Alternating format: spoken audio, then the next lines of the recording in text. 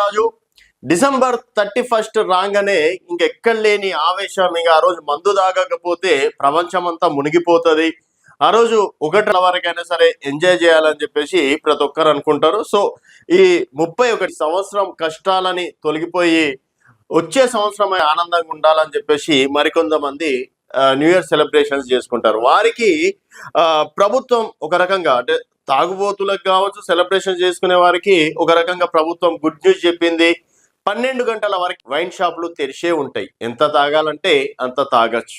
1 గంటల వరకు బార్లు రెస్టారెంట్లు ఓపెన్ గానే ఉంటాయి, అక్కడ ఎంత ఎంజాయ్ చేయాలో అంత ఎంజాయ్ చేయొచ్చు. కాకపోతే మళ్ళీ ఈ విధంగా అంటే ఈ నోట్ల ముద్దతోనే ఇక్కడ మళ్ళీ ఇంకో సైడ్ ఏంటంటే కఠిన శిక్ష.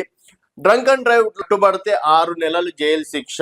31 రోజు ఎవరైతే డ్రంక్ అండ్ డ్రైవ్ లో పట్టుబడితే 1 కాదు 2 కాదు ఇంకా 6 నెలలు జైలు శిక్ష, అలాగే 10,000 జరిమానా.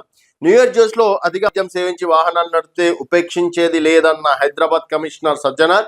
డిసెంబర్ 31 నగర వ్యాప్తంగా 100 ప్రాంతాల్లో తనిఖీలు. ఇందుకోసం 7 ప్లూటూన్ బలగాలు రంగంలోకి.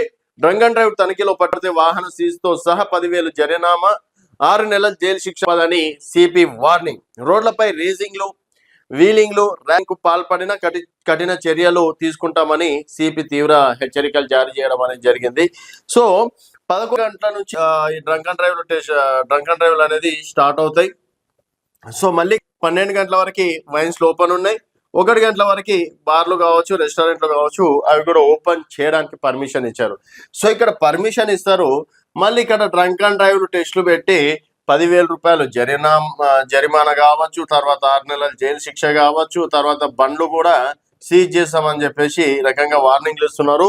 సో 31 నాడు తాగాలనుకునేటోళ్ళు ఇంట్లోకి వెళ్ళో లేకపోతే ఎక్కడన్నా సరే ఆ రోజు అవుటింగ్ చేసి అక్కడ తాగి అక్కడే పండుకునేటట్లు, లేకపోతే ఎవరైనా సరే తాగని వాళ్ళు ఉంటారు చూడండి బుద్ధివంతులు, వాళ్ళని డ్రైవర్ గాను లేకపోతే ఆల్రెడీ ఓలా, ఊబర్లు, తర్వాత ర్యాపిడోలకు కూడా ఆ రోజు ఫుల్ పర్మిషన్ ఇచ్చారు.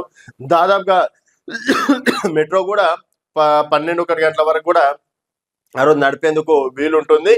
సో దయచేసి పండగలాగా చేసుకోండి, సెలబ్రేషన్స్ లాగా చేసుకోండి, అంతేగాని ఇక తాగినామని చెప్పేసి రోడ్ల మీదకి వచ్చి ర్యాష్ డ్రైవింగ్లు చేస్తాం, ఇది చేస్తాం అంటే మాత్రం పోలీసులు తాట తీస్తారు.